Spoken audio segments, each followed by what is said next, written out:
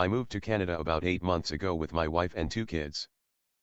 I'm originally from the UK, but I also have Canadian citizenship because I lived here when I was younger before moving back to the UK later on. The move made sense for a few reasons. I work as a consultant with mostly US clients, so the time zone here is just easier to manage day to day. Taxes also ended up being a bit lower overall for us compared to what we were paying before.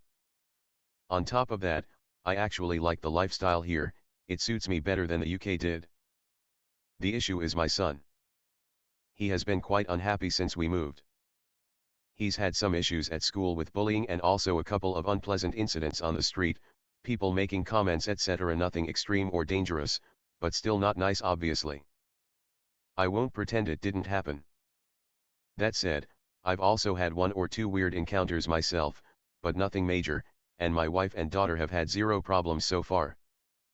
So from my perspective it feels more like bad luck or coincidence rather than something systemic or a reason to uproot everything again. Recently my son told us he wants to go back to the UK. He says he felt more settled there, had friends, and didn't have these kinds of experiences.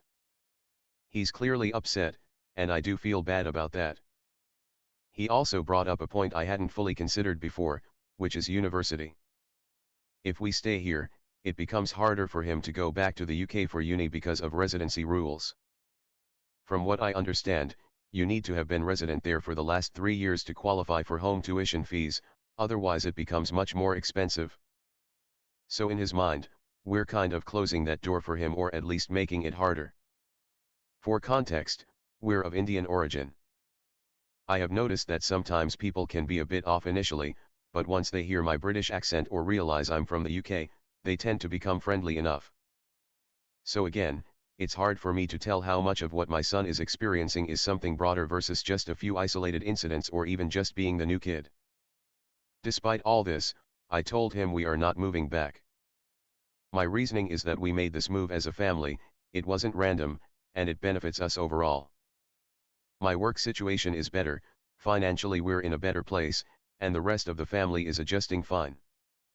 Uprooting again after less than a year feels like overreacting, especially since the issues he's had, while real, haven't been severe.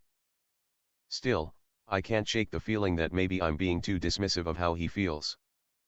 He's 15, this is a big age socially, and I get that being unhappy at school can feel like everything. So AITA for refusing to move back to the UK?